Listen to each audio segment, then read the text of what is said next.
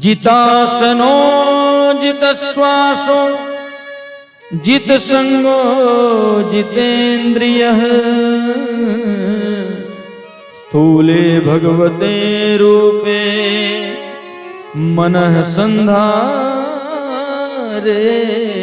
धिया। पहला काम बताया, भगवान की कथा सुनो, भगवान का कीर्तन करो और भगवान की कथा का मनन करो। और दूसरी बात बताई, जितासनो, आसन को जीतो। एक आसन में बैठना है 4 घंटे तो बैठ सको, आसन को जीतो।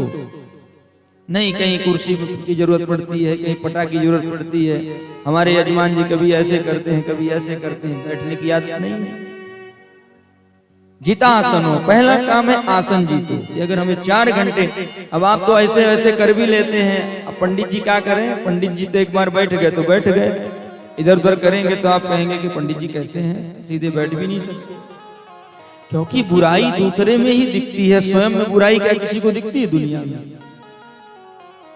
अपनी कमी को कोई नहीं देखता कि हम में क्या कमी है, वो चाहे हम हो चाहे आप हो, कोई भी हो। इसलिए पहला काम जितासनो, आसन को जीतो। कि बैठना है तो चाहे 4 घंटे बैठना पड़े, चाहे 6 घंटे बैठना पड़े, एक आसन में बैठ गए तो बैठ गए, जम गए बिल्कुल। दूसरा जित श्वासो, श्वास पर विजय प्राप्त करो।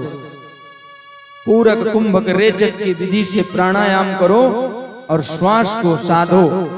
क्योंकि श्वास जो है ना वो गिनती से मिली है, बिल्कुल कैलकुलेट है वो। जितनी श्वास मिली है उससे एक श्वास भी न ज्यादा न कम। जितनी श्वास आपको मिली है उतनी श्वास आप भोग कर ही जाएंगे। ब्रह्मा जी ने लिख दिया 6ठी रात के अंक। 6ठी के दिन जो है, पुराने जमाने में माताएं क्या करती थी, एक पटा में राख ऐसे लगाकर रख देती थी कि इसमें भाग्य लिखा जाएगा। आज 6ठी की रात के दिन ब्रह्मा जी उस जीव का भाग्य लिखते हैं, ऐसी किंवदंती है। ब्रह्मा जी ने लिख दिया 6ठी रात के अंक, राई घटे न तिल बढ़े, रहुरे जीव निसंग। उसमें ना कम हो सकता ना ज्यादा हो सकता है, इसमें परेशान होने की जरूरत नहीं होती। जो जितने दिन के लिए आया है उतने दिन तक उसको काल भी नहीं मार सकता, और जब उसका समय पूरा हो जाएगा तो उसे कोई दुनिया की ताकत बचा भी नहीं सकती। तो जित श्वासो, श्वास पर विजय प्राप्त करो। जित संगो, संसार से असंग होने का, मोह छुड़ाने का प्रयत्न करते रहो, निरंतर करते रहो। तो जब ये संसार छूटेगा तो दुख नहीं होगा, आंखों से आंसू नहीं होंगे, मुस्कुराते हुए जाओगे।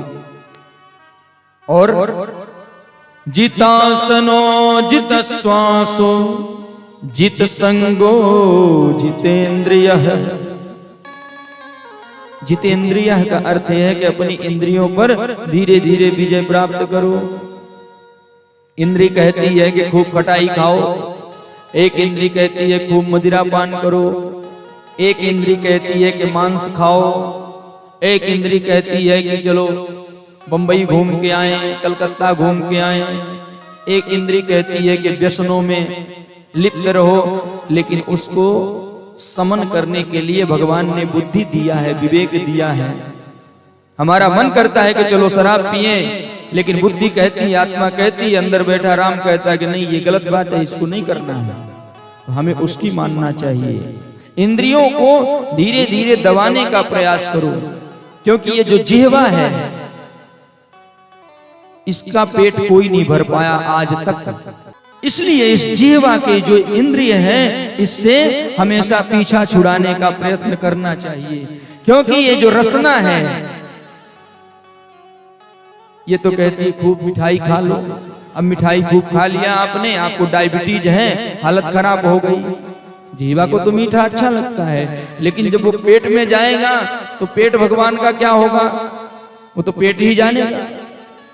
इसलिए रसना और वासना दोनों पर धीरे धीरे, देखिए इतना सरल नहीं है विजय प्राप्त करना, सरल बिल्कुल नहीं है, लेकिन प्रयत्न तो करना चाहिए। और जो प्रयत्न करता है तो उसको भगवान भी उसका फिर सहयोग करते हैं और धीरे धीरे वो विजय प्राप्त कर लेता है। तो परीक्षित जितासनो जित श्वासो जित संगो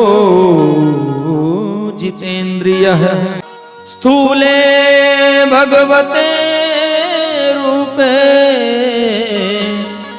मनः संधारे दिया। ये जो सारा संसार दिख रहा है स्थूल रूप में, सब में ईश्वर का दर्शन करो। स्थूले भगवते रूपे, इसी को बाबा ने कहा सिया राम मैं सब जग जाने, सिया राम मैं सब जग जाने, सिया राम मैं सब जग जाने, सिया राम मैं सब जग जाने।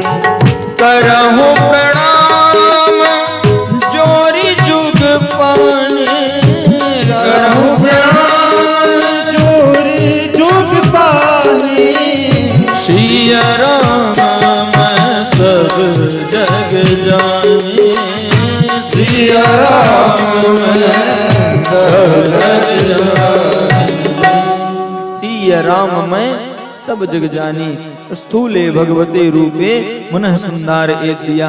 सारे संसार में जो है आकाश पाताल पृथ्वी वन पर्वत पेड़ मनुष्य सूकर कूकर, सब में उस ईश्वर का दर्शन करो, क्योंकि सब में वो ईश्वर है।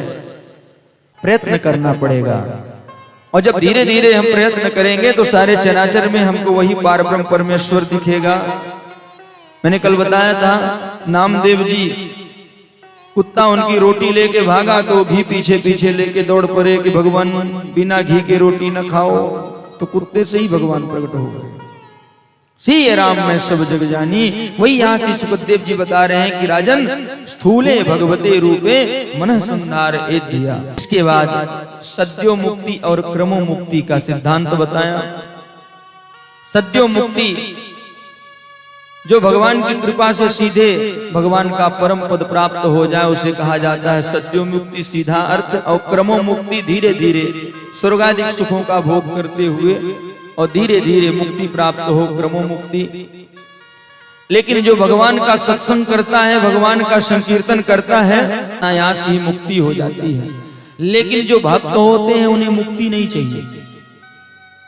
भक्त मुक्ति नहीं चाहता, वैकुंठ नहीं चाहता। ब्रजवासी वैकुंठ गए थे, ब्रजवासियों को भगवान ने वैकुंठ दिखाया था, वैकुंठ गए थे, लेकिन ब्रजवासियों ने भगवान से कह दिया कि कन्हैया देख, तेरा वैकुंठ है तो बहुत बढ़िया, लेकिन नागा मत मानना, बुरा मत मानना, हमारे वृंदावन से अच्छा नहीं है। ब्रजवासियों ने कहा। और ऐसा क्यों कहा?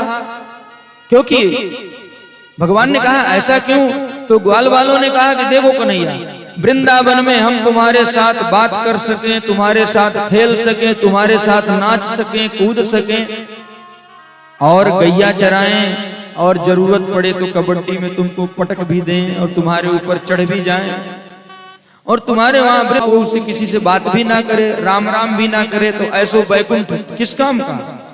इससे अच्छा हमारा वृंदावन ही है।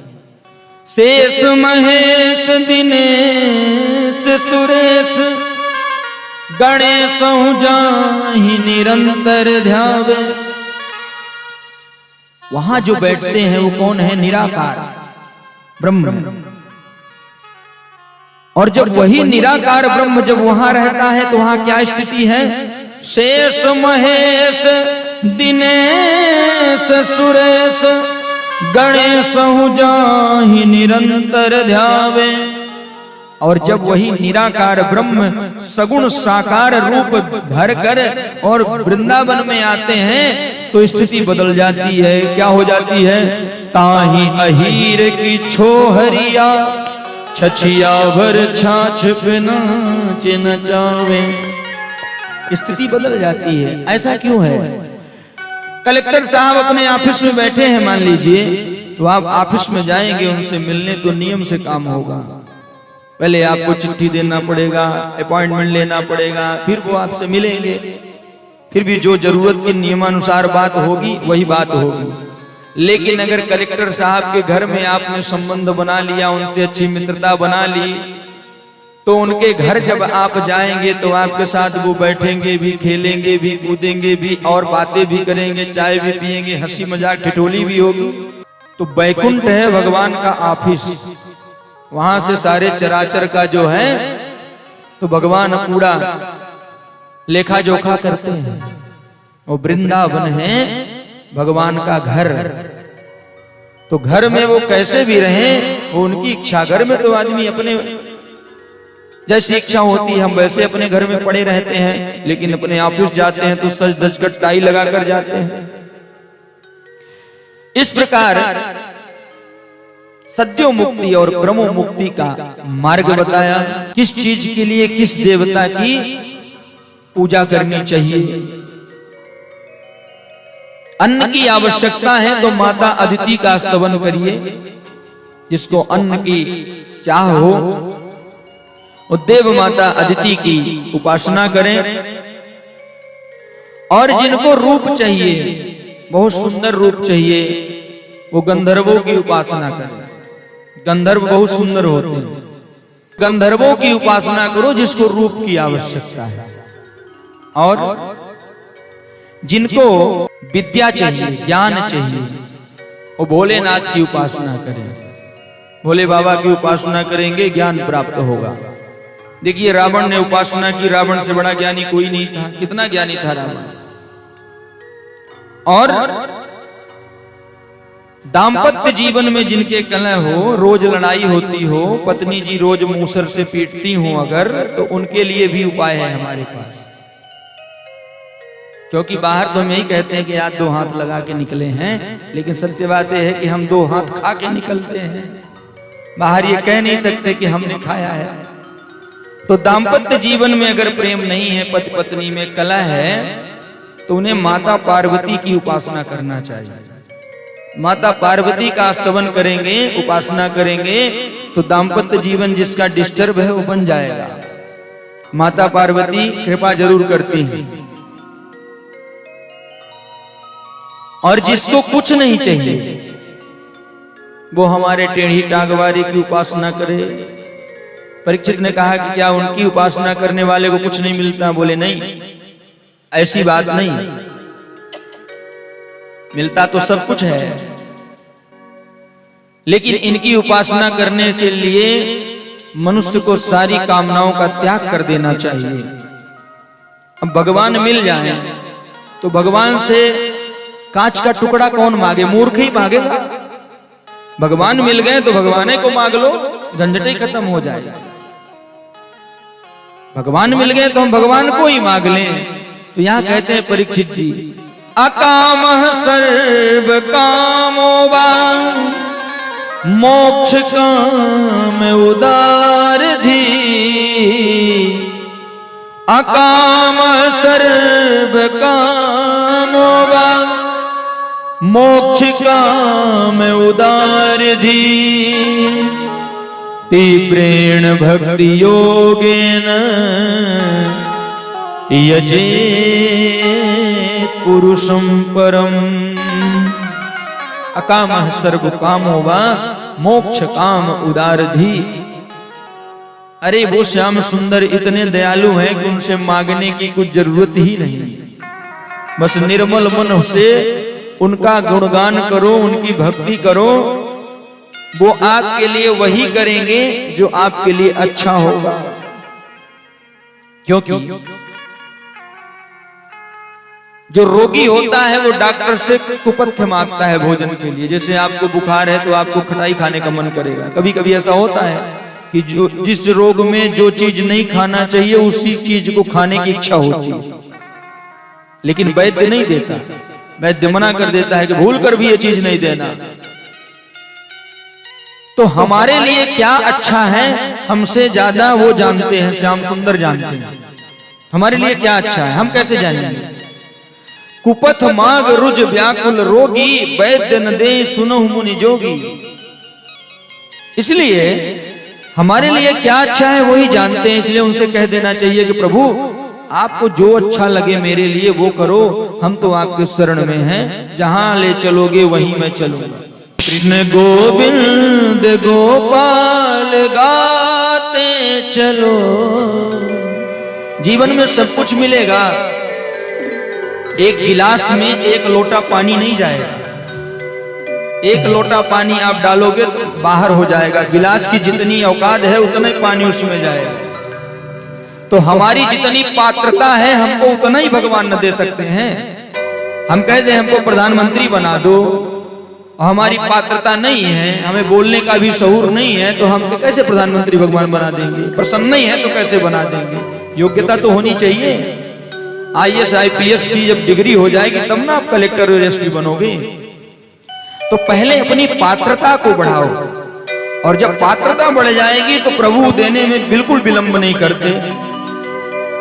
इसलिए कृष्ण गोविंद गोपाल गाते चलो, कृष्ण गोविंद गोपाल गाते चलो, कृष्ण गोविंद गोपाल गाते चलो, कृष्ण गोविंद गोपाल गाते चलो, कृष्ण गोविंद गोपाल गाते चलो, कृष्ण गोविंद गोपाल गाते चलो, अपने मन को सुमारग लगाते चलो, कृष्ण गोविंद गोपाल गाते चलो, कृष्ण गोविंद गोपाल गाते चलो, अपने मन को सुमारग लगाते चलो, कृष्ण गोविंद गोपाल गाते चलो।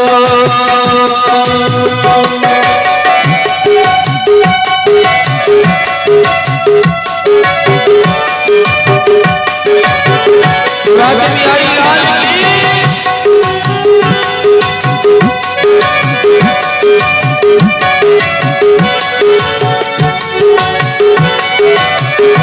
कृष्ण गोविंद गोपाल गाते चलो, कृष्ण गोविंद गोपाल गाते चलो, अपनी मुक्ति का साधन बनाते चलो, कृष्ण गोविंद गोपाल गाते चलो, कृष्ण गोविंद गोपाल गाते चलो। और क्या करो?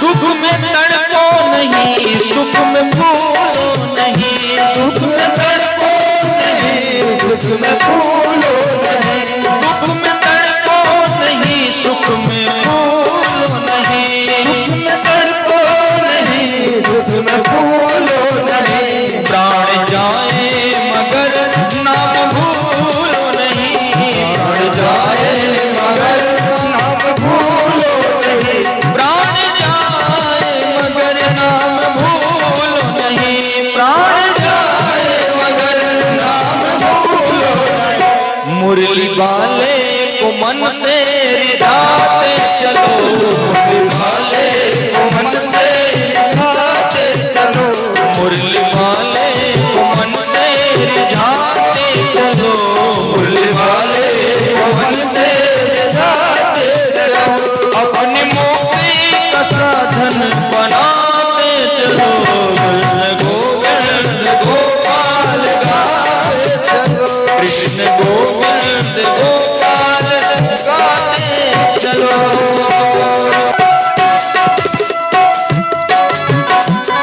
बोल भाग्य बिहारी लाल की जय हो।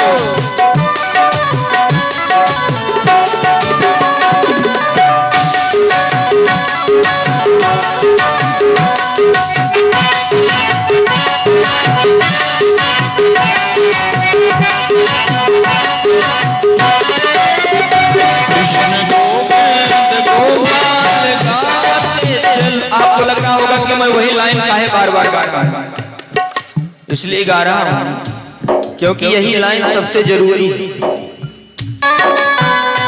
इससे जरूरी बात संसार में कोई है ही नहीं, इसीलिए बार बार वही लाइन में गा रहा हूं। क्या?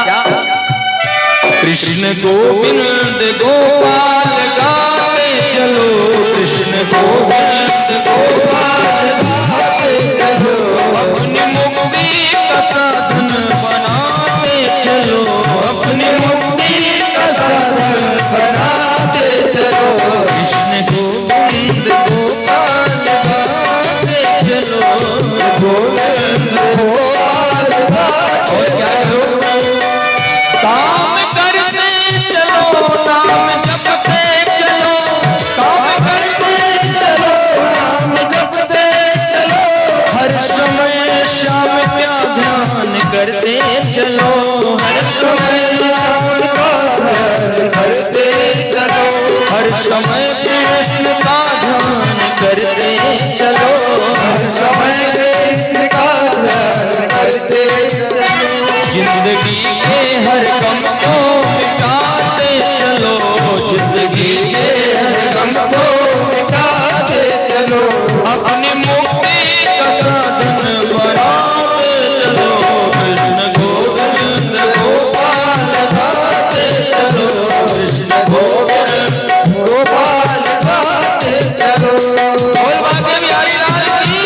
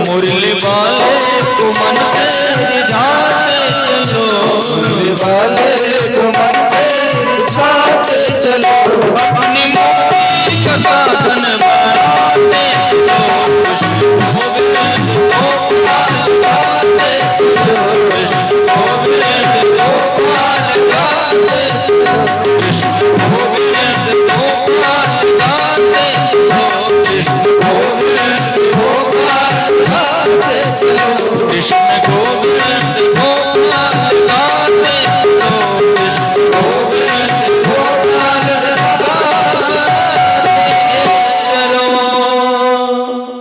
बोल श्री कृष्ण चंद्र भगवान की। इसलिए श्री सुखदेव जी ने कहा अकामः सर्व कामो वा मोक्ष काम उदार धी तीव्रेण भक्ति योगेन यजेत पुरुषं परम। और श्री सुखदेव जी ने कहा कि परीक्षित, इस संसार में, इस चराचर में, त्रिलोकी में भगवान को कौन पा सकता है? ज्ञान से पा सकता है? नहीं। बल से पा सकता है? नहीं। तप से पा सकता है? नहीं। मंत्रों से पा सकता है? नहीं। तो फिर किस चीज से पा सकता है? कैसे मिल सकते हैं प्रभु? तो परीक्षित को श्री सुखदेव जी ने बताया तपस्विनो दान पराय यशस्विनो मनस्विनो मंत्रविद सुमंगला क्षेमं न विन्दन्ति विनाय दर्पणम् तस्मै सुभद्र स्रवसे नमो नमः। सुखदेव जी ध्यान भी कर रहे हैं, क्योंकि परीक्षित जी पूछे और तुरंत प्रश्न किया तो तुरंत जवाब देने लगे। तो यहाँ ध्यान भी कर रहे हैं और बता भी रहे हैं परीक्षित को, परीक्षित तपस्विनो दान परा यशस्विनो, चाहे कितना बड़ा भी तपस्वी हो, चाहे कितना बड़ा भी दानी हो, चाहे कितना बड़ा भी यशस्वी हो, तपस्विनो दान परा यशस्विनो मनस्विनो मंत्रविद सुमंगला, चाहे जितना बड़ा मनस्वी हो और चाहे जितना बड़ा मंत्रज्ञ हो, लेकिन भगवान को नहीं पा सकता, तो फिर कौन पाएगा? क्षेमं न विन्दन्ति विना यदर्पणं, यद अर्पणं क्षेमं न विन्दन्ति, यद अर्पणं विना क्षेमं न विन्दन्ति। जब तक मनुष्य स्वयं को भगवान के श्री चरणों में अर्पण नहीं कर देगा कि हे ठाकुर जी, हे प्रभु, हम आपके हैं और आप हमारे हैं, हम आपकी शरण में हैं, आपको जो चाहे वो कर दो, वही भगवान को पा सकता है।